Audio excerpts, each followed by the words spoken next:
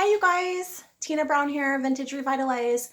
I'm lining the drawers with wrapping paper on this dresser that I'm finishing up, and I'm on the last drawer and I thought, oh my gosh, I should show you guys just a really quick tip. So what I've learned with time is that when you have a drawer that has like a curved front, so like I'm working with a Dixie brand dresser right now, and a lot of them have the curved drawers. So let me show you. Okay, so here's the drawer. This is one of 8, so I'm on the last one. So what I did is I measured from the front to the back, which was 15 inches, and across, which is 22 and a half. So I had this wrapping paper I bought at, I think, TJ Maxx or Marshall's. It's awesome. I love this paper. $3.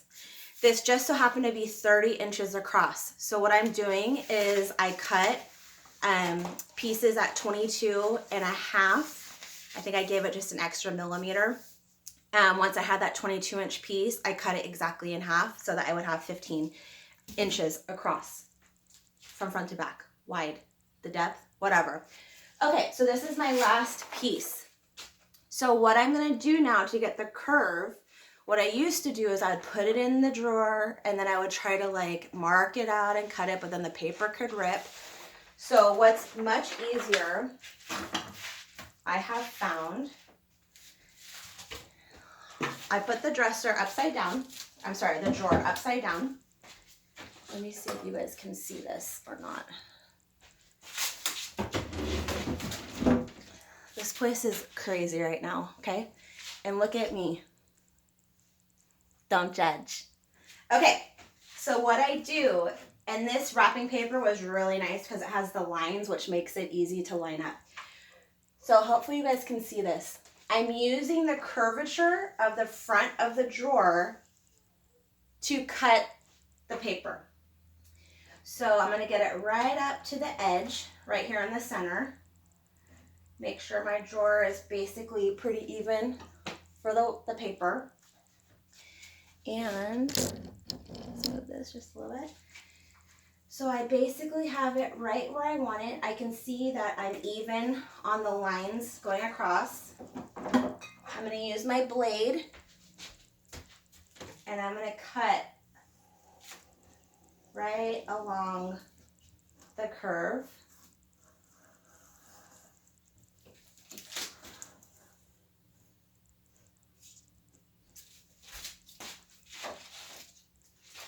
Okay, now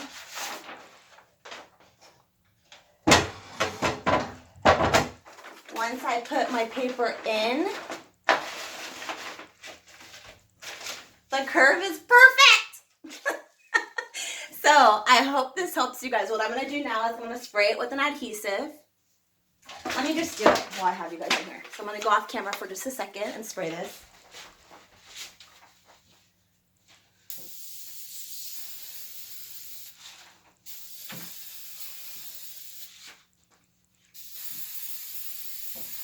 And you guys, this would also work if you're using like wallpaper, even fabric. I'm trying not to use fabric as much anymore just because it's a little bit harder to work with. Yes, babe?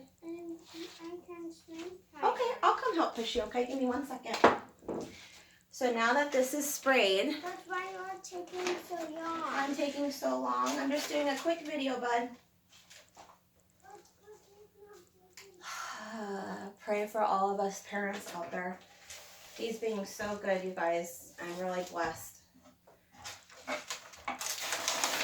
Okay, so once I have it nicely lined up, I actually like to use my tool. And I just flatten it in. Be gentle because, you know, your paper, especially if it's a thinner paper, can rip. Thankfully, this paper is, it's thick enough to where it's not super fragile. Okay, so I did that side, and I'm going to come back and do over here.